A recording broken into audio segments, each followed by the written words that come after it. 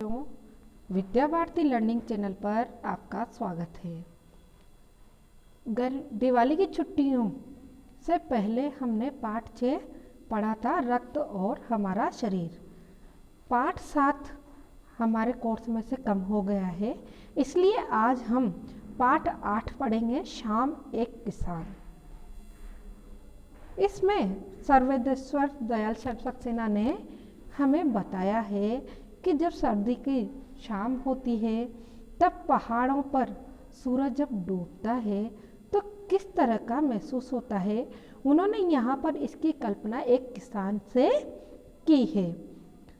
आकाश का साफा बांधकर सूरज की चिलम खींचता बैठा है पहाड़।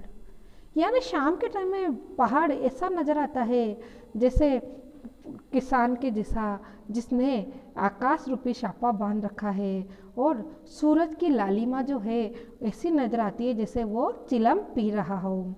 घुटनों पर पड़ी है नदी चादर सी, पास ही दहक रही है पलाश के जंगल की अंगीठी। और उसकी जो नदी, पहाड़ों से जो बहती हुई नदी है, वो ऐसी नजर आती है जैसे बैठे हुए किसान के घुटनों पर एक चादर पड़ी हुई हो, सफ़ेद चादर। और पास का ही जंगल जो नज़र है, पलाश का जंगल है, उसकी जो लालिमा है वो ऐसी लगती है जैसे कि जंगल में अंगीठी जल रही हो, उसके अंगारे फैल रहे हों। अंधकार दूर पूर्व में सिमट बैठा है भेड़ों के गले से।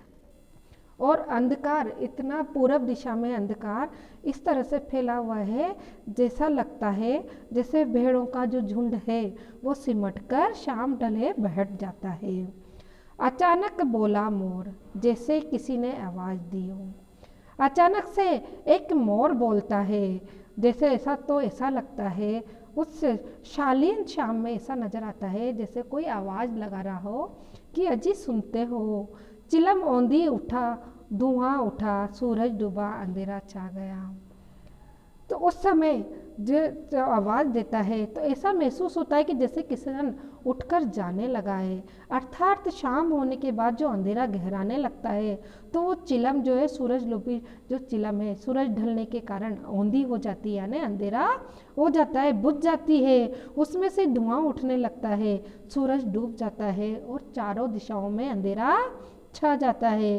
तो यहाँ पर सर्वेश्वर दयाल सक्सेना जी ने ढलती शाम का वर्णन एक किसान से बहुत ही सुंदर शब्दों में किया है। धन्यवाद।